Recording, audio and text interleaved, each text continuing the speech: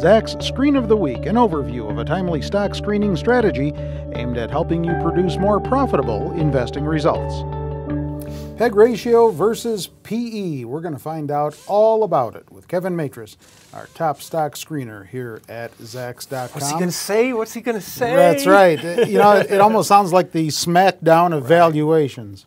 I don't know if I would go that far, but it is a good matchup. So why don't we start with a definition, and we'll look at PEG first. All right. Okay, So yep. check it out.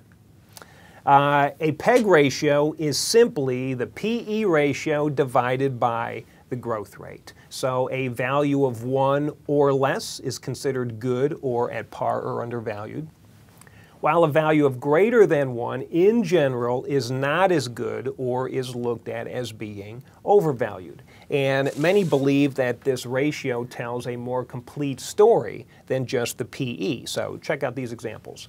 If you were to look at it, a company with a PE ratio of 25 and a growth rate of 20 would have a PEG ratio of 1.25, which is the 25 PE divided by the 20% growth rate. That gives you a PEG of 1.25.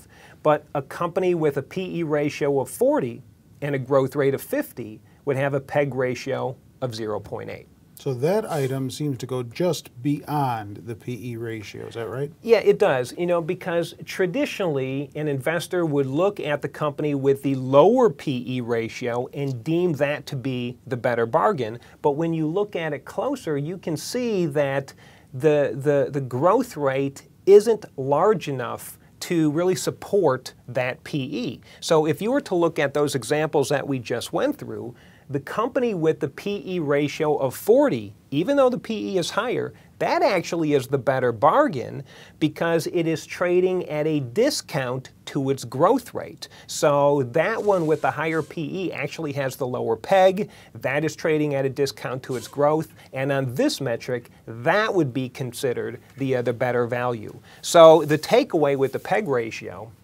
is that the lower the PEG ratio, within reason of course, but the lower the PEG ratio, that means it's better because you're paying less for each unit of growth. And that's what this whole metric is about. All right, hit us with the parameters.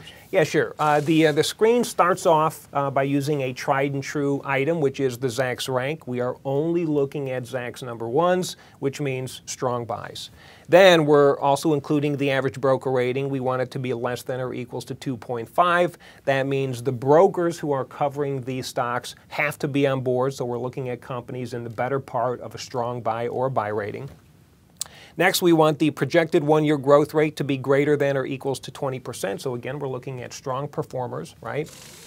Then comes the PEG ratio. We want the PEG ratio to be less than 1. And again, we're using the PE using F1, and we're also using the F1 projected growth rate.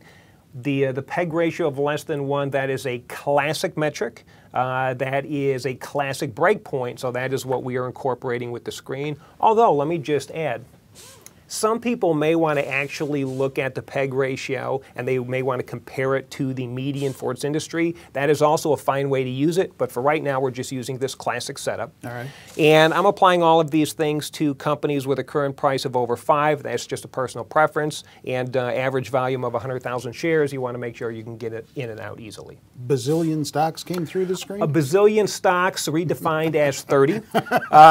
We had 5 of them right here. You've got Delecuous Holdings, Generac Holdings. They do power generators and this kind of stuff. Interactive Corp, PVH, and SPRD. All of these companies have low PEG ratios and they have PE ratios. In other words, PE ratios trading at a discount to the growth rate. And the growth rates look pretty exciting, especially since we said they had to be over 20. Do you own any of these? No. All right, well, check out a text version of this week's Screen of the Week. All of the Screen of the Weeks actually come in both video form and text version, most of the time, on Zacks.com, our homepage, if you're not there already watching this video. It's always better to check out a text version because, especially when you get to the parameters section, you can see it right there in writing in front of you. You can take some notes. You can actually dwell on any of those parameters as long as you'd like. Because Kevin goes through a lot of trouble to put these screens together. And you can just link to it right off of our homepage. The title, headline, is right next to Kevin's smiling face near the bottom of the web page. And if you want to learn more about the Research Wizard, that's the tool that Kevin uses to flesh out all of these screens, then Zacks.com/researchwizard is where you should be looking. With Kevin Matras and the Screen of the Week, I'm Terry Ruffalo.